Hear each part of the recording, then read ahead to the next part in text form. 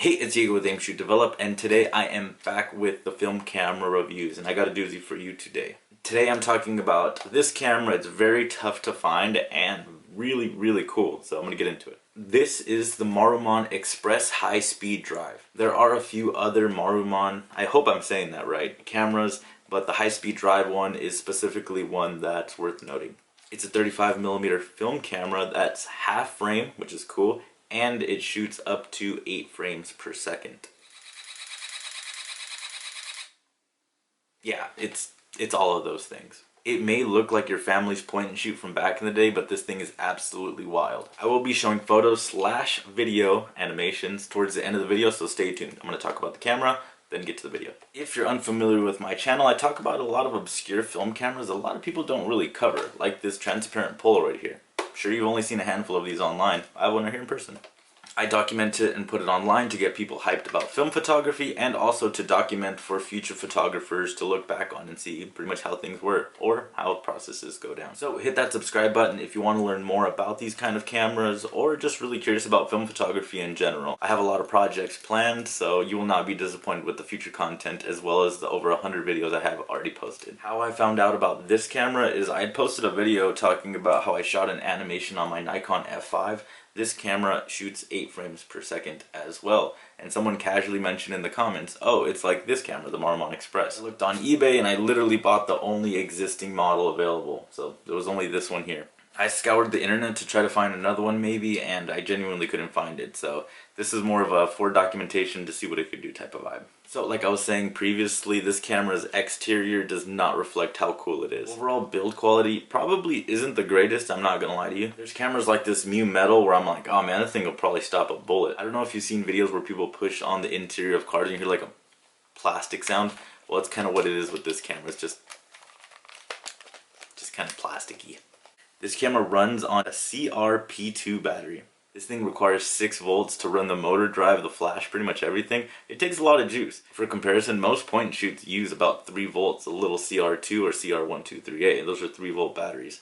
Usually when you get a camera with a kind of big selling point, in this case the motor drive, they kind of skip out on the lens. It has a very modest, focus-free 24mm f4 lens. It's honestly not bad, it's just like a simple point and shoot. There's a lens cover that turns the camera on and off, really simple. This camera is not DX coded and it'll take 3 films. I'm sure you can use other films, but it's recommended either 100 ISO, 200 ISO, or 400 ISO. The ones that I used for the example photos I shot with 400 ISO Kodak Portra, one of my favorite film stocks. Of course it's Portra. I love portraits, Portra.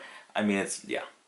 And I shot a lot of these in sunshine, considering the lens. You always need a ton of sunlight. It did a really good job. 400, sunshine, never go wrong. On the front, it does have this nice little divot here where you put the batteries, but it also makes for a really nice hand grip. So it feels really comfortable when you hold it down for those really fast animations. Even though it is a bit bulkier, it does fit nice in the hands. I'll give it that. 2 other things. It has a date back, which looks cheap, but it works. Sure, whatever. If you use the 8 frames per second mode, it'll actually date stamp the first image, but not any of the other images. So the stamp will show up on the first one, but not on any of the other ones when you start to hold it down. Kind of different. It also have a flash. You just push out the little thing, and there you go.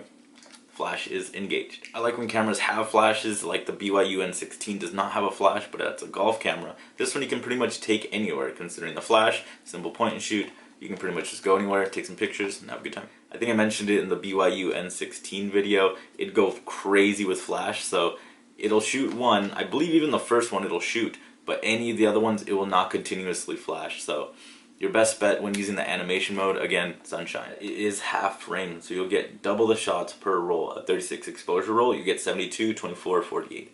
Simple math. I honestly love half frame cameras, considering when I get my rolls back, it's never enough images. I want more. I'm like, this is cool. Where's the rest? Because I love film, I love the look, so the more pictures I have, the better. Half frame is a great option if you want to get more pictures out of your roll. Other great half frame cameras, the Yashica Samurai, which I do have a review on, and the Olympus Pen. I don't, but I'd love to get my hands on one of those. The dial on top changes the mode from turtle to hare. It doesn't have it on there, but I always call it that. It's a single shooting mode, so if you just push down once, it'll take 1 picture. The second mode is the 8 exposures per second, so yeah, if you keep it holding it down, it'll literally keep going until it gets to the end of the roll. And just get off the button whenever you're done. It's really simple. So yeah, this thing is jam-packed full of features. Just looking at the still images, the stills are stills. This isn't anything crazy, but if you like the film look, managed to get your hands on one of these, I definitely recommend just having fun with it. If it was just a half-frame camera with the 24mm lens, I would still pick this up just for the fact you can get more bang for your buck roll-wise. Okay, so now for the animations, my favorite part of this camera. When I got the scans back, it was weird seeing multiples of the same image with little variations, but it was really cool.